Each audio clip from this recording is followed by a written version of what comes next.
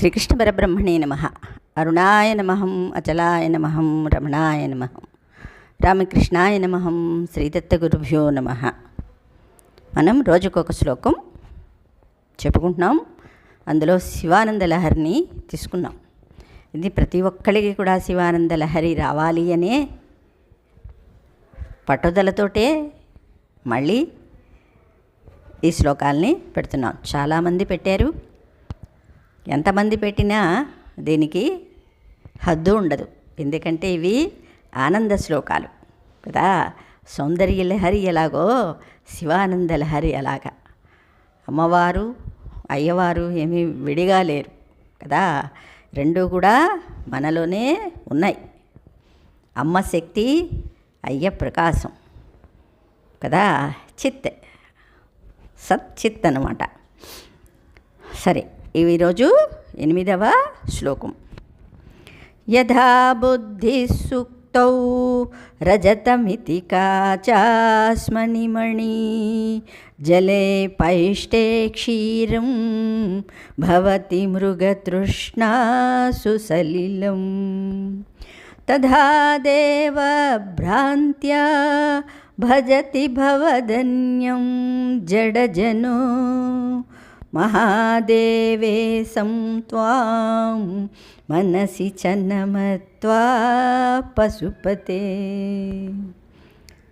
యథా బుద్ధి సుక్తౌ రజతమితి కాచాస్మణిమణి జలే పైష్టే క్షీరం భవతి మృగతృష్ణా సుసలిలం తథా దేవ భ్రాంత్యా భజతి భవదన్యం జడజనో మహాదేవే సంత్వాం మనసి చనమత్వా పశుపతే.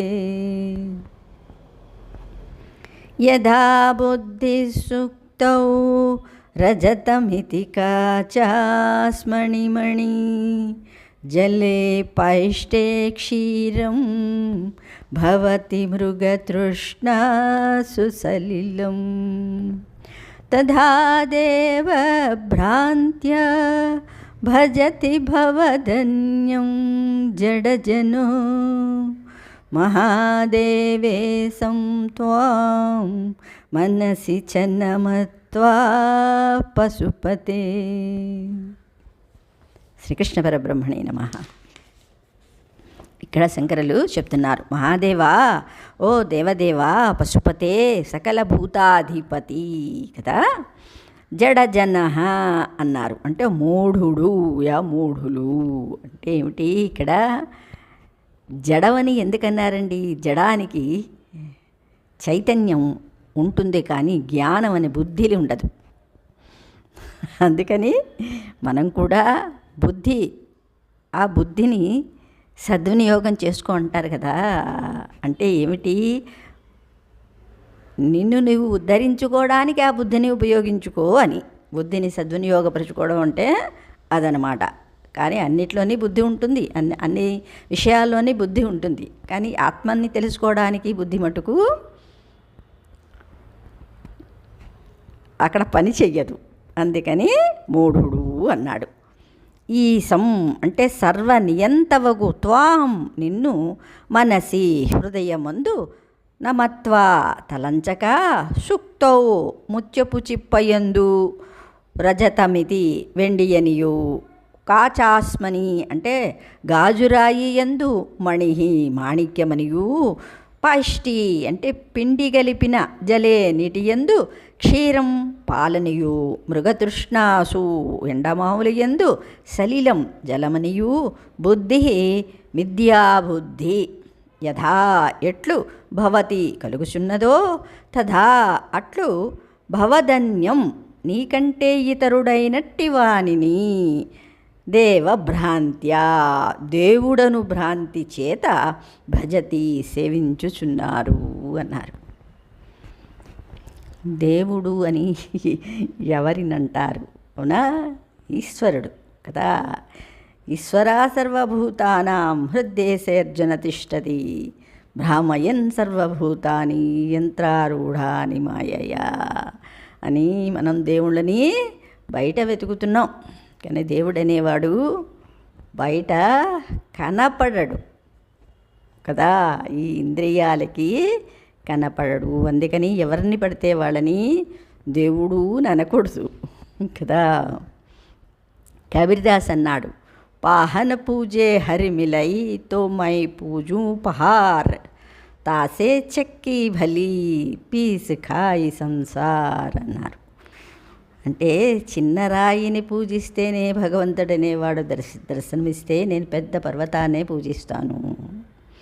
అలాగా మనుషులు కూడా జీవుడు ఏం చేస్తాడంటే ఆకాశాన్నంటే విగ్రహాల్ని తయారు చేస్తున్నారు.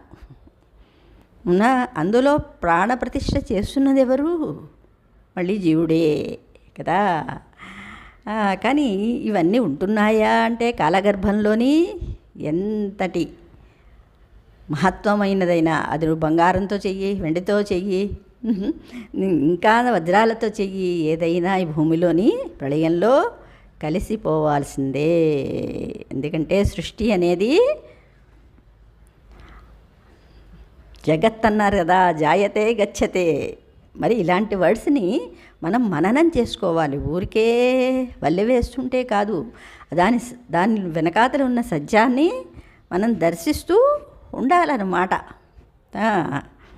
శ్రీకృష్ణ పరబ్రహ్మణే నమః. అంటే మహాదేవ, ముత్యపు చిప్పలను వెండి అనియు, గాజురాళ్లను మణులనియు, పిండి నీళ్లను పాలనియు, ఎండమావులను నీళ్లనియు భ్రమించునట్లుగా నిన్ను తెలియనేరని మనుజుడు ఇతరుని దేవునిగా భ్రమించి సేవించుచున్నారు. ఒక్కొక్క శ్లోకంలోని శంకరులు ఇదంతా మిథ్య,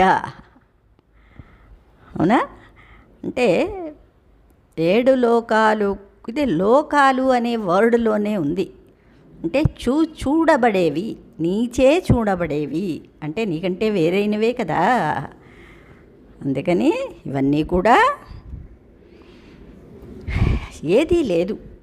నీ కర్మానుసారం మనిషి జీవుడు కర్మని అనుభవించడానికి మాత్రమే ఇక్కడికి వచ్చాడు.